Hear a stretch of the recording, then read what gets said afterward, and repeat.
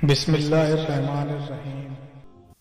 ہم میں سے اکثر بنی اسرائیل اور یہودیوں کو ایک قوم تصور کرتے ہیں، لیکن ایسا نہیں ہے۔ یہ دو الگ قومیں ہیں، اور آج ہم یہ جانتے ہیں کہ ان میں فرق کیا ہے، یہ الگ کیسے اور کیوں ہیں۔ یہ تو سب کو معلوم ہی ہوگا کہ اسرائیل اور دنیا کے مختلف کونوں میں آباد عبرانی قوم کو بنی اسرائیل کہا جاتا ہے، اور انہیں بنی اسرائیل اس لیے کہا جاتا ہے کیونکہ یہ حضرت یعقوب علیہ السلام کی اولاد ہیں۔ حضرت یعقوب علیہ السلام اللہ تعالیٰ کے برگزیدہ پیغمبر گزرے ہیں۔ آپ کو حضرت یوسف علیہ السلام کے والد کے طور پر زیادہ جانا اور پہچانا جاتا ہے، اور اسرائیل حضرت یعقوب علیہ السلام کا لقب تھا۔ اسرائیل کا مطلب ہے خدا کا بندہ، اس لیے اس قوم کو قرآن مجید اور دیگر کتب میں قوم بنی اسرائیل کے نام سے پکارا گیا ہے۔ اس قوم کو اللہ تعالیٰ نے بے حد انعامات سے نوازا، جس کا ذکر قرآن کریم میں آیا ہے، لیکن یہ بہت نافرمان قوم تھی اور بار بار اللہ تعالیٰ کی نافرمانی کیا کرتی تھی۔ اب دیکھتے ہیں کہ یہودی کون ہیں، ان کا یہ نام کیسے پڑا اور انہیں یہودی کیوں کہا جاتا ہے۔ یہ بات ہے آج سے 4000 سال پہلے کی ہے، جب عراق کے بادشاہ نمرود نے حضرت ابراہیم علیہ السلام اور ان کے ماننے والوں کو بہت ستایا، تو آپ نے اللہ تعالیٰ کے حکم سے مشرقی وسطی کے علاقے کنعان کی طرف ہجرت فرمائی، اور اسے آج کے دور میں فلسطین اور اسرائیل کہتے ہیں۔ حضرت ابراہیم علیہ السلام کو اللہ تعالیٰ نے بہت بڑی بڑی آزمائشوں میں کئی بار ڈالا، لیکن اللہ کے فضل و کرم سے آپ ہر آزمائش میں کامیاب رہے، تو اللہ تعالیٰ نے آپ کو انعامات کے طور پر یہ خوشخبری سنائی کہ آپ کو اور آپ کی اولاد کو دنیا کی امامت کا فریضہ سونپا جائے گا۔ یہ بات قرآن مجید کے علاوہ تورات میں بھی لکھی ہوئی ہے، اور اسی وجہ سے یہودی پوری دنیا میں حکمرانی کرنے کا دعویٰ کرتے ہیں۔ اگرچہ ان کی تعداد کم ہے، پھر بھی یہ خود کو حاکم سمجھتے ہیں، کیونکہ یہ حضرت ابراہیم علیہ السلام کے بیٹے حضرت اسحاق علیہ السلام کی اولاد ہیں۔ یہ پوری دنیا پر حاکم ہونے کا دعویٰ اس لیے بھی کرتے ہیں کیونکہ یہ ان کا مذہبی عقیدہ ہے، مگر حاکم ہونے کا دعویٰ کرتے وقت یہ لوگ یہ بات بھول جاتے ہیں کہ حضرت ابراہیم علیہ السلام کے ایک اور بیٹے بھی تھے جو حضرت اسحاق علیہ السلام سے بڑے تھے، یعنی حضرت اسماعیل علیہ السلام۔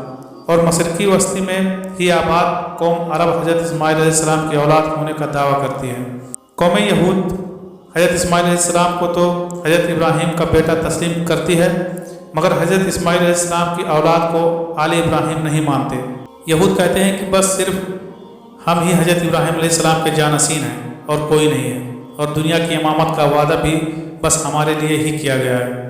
حضرت اسحاق علیہ السلام کے بیٹے حضرت یعقوب اور پھر حضرت یعقوب کے 12 بیٹوں کی اولاد بنی یعقوب یعنی بنی اسرائیل کہلائی۔ قرآن کریم میں کئی مقامات پر اس بات کا ذکر ملتا ہے کہ بنی اسرائیل نے وعدہ سکنی کی، انبیاء کو جھٹلایا اور اللہ تعالیٰ کی نافرمانی کی، اور اس بات پر ان کو کئی مقامات پر لعنت و ملامت بھی کی ہے۔ چنانچہ قرآن کریم میں ارشاد باری تعالیٰ ہے، جب ابراہیم کو اس کے رب نے کئی باتوں میں آزمایا تو اس نے انہیں پورا کر دیا، فرمایا بے شک میں تمہیں سب لوگوں کا پیشوا بنا دوں گا، کہا اور میری اولاد میں سے بھی، فرمایا میرا عہد ظالموں کو نہیں پہنچے گا۔ قرآن میں بیان کردہ بنی اسرائیل کی نافرمانیوں کو دیکھ کر اور اس آیت کو مد نظر رکھتے ہوئے یہ بات تو بالکل صاف ہے کہ آل ابراہیم سے مراد بنی اسرائیل یا یہود تو ہرگز نہیں ہے۔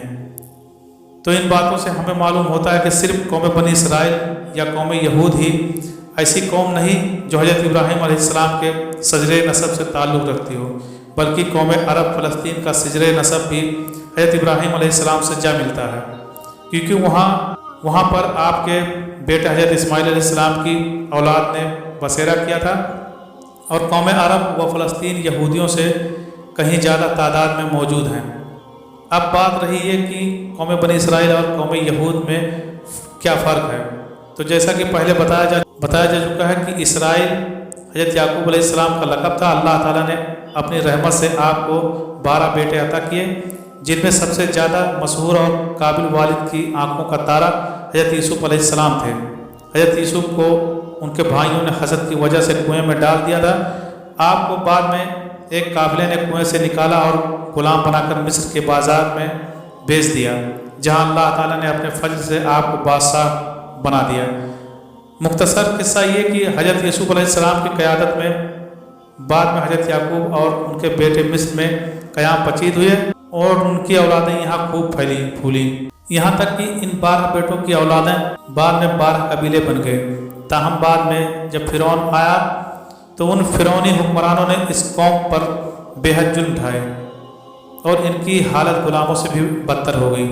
پھر اللہ تعالیٰ کے حکم سے حضرت موسیٰ علیہ السلام کی قیادت میں یہ 12 قبیلے مصر چھوڑ کر نکلے اور اللہ تعالیٰ کی مسلسل نافرمانی کرنے کی وجہ سے 40 سال تک صحراؤں اور جنگلوں میں بھٹکتے رہے۔ پھر بعد میں دوبارہ سرزمین فلسطین پر آباد ہو گئے۔ کئی سو سال بعد اللہ تعالیٰ نے حضرت داؤد علیہ السلام اور ان کے بیٹے حضرت سلیمان علیہ السلام کو ایک وسیع عریض سلطنت سے نوازا۔ یہ وہ وقت تھا جب یہ 12 قبیلے ایک ساتھ رہتے تھے اور یہ پوری قوم بنی اسرائیل کہلاتی تھی۔ حضرت داؤد علیہ السلام اور ان کے بیٹے حضرت سلیمان علیہ السلام کا تعلق حضرت یعقوب علیہ السلام کے بیٹے یہودا کے قبیلے سے تھا، اس لیے اس قبیلے کو آل یہود یا یہودا کہتے تھے۔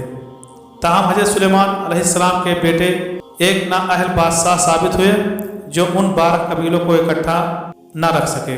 نتیجہ یہ نکلا کہ 10 قبیلوں نے حکمران قبیلے یعنی آل یہود سے بغاوت کر دی اور ریاست کے شمار میں اپنا ایک الگ الگ ملک بنا لیا جو اسرائیل کہلایا، اور جنوبی ریاست جودھا یا یہودا کہلائی جانے لگی جو آل یہود نامی قبیلے کے چیرے تس تھی۔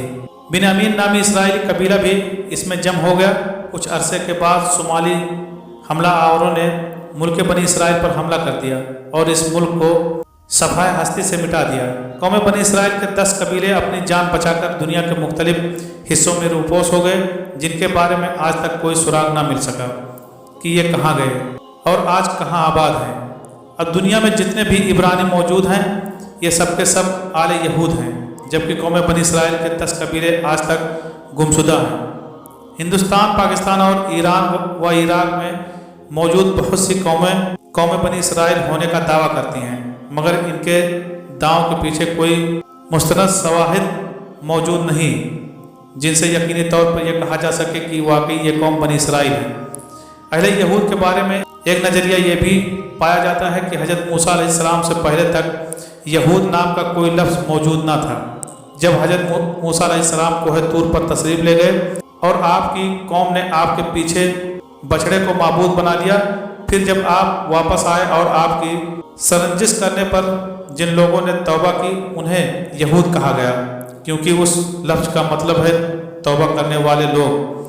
تاہم مسلمانوں، یہود و نصارہ کے نزدیک پہلا نظریہ یہ یعنی یہودی حضرت یعقوب علیہ السلام کے بیٹوں میں سے یہودا کی اولاد ہیں۔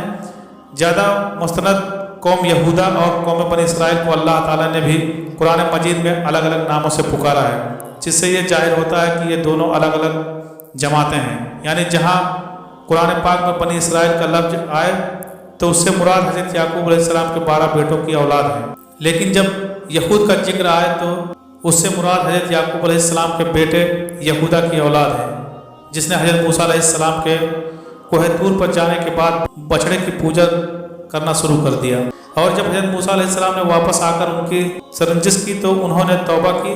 اس کی دلیل یہ آیت ہے جس میں حضرت عزیر کا قصہ ہے، جو کہ حضرت موسیٰ علیہ السلام کی بعث کے بعد پیش آیا تھا۔ اس لیے اللہ تعالیٰ نے یہاں بنی اسرائیل کہہ کر مخاطب کرنے کے بجائے یہود کہہ کر مخاطب کیا، اور یہودیوں نے کہا کہ عزیر اللہ کا بیٹا ہے، معاذ اللہ۔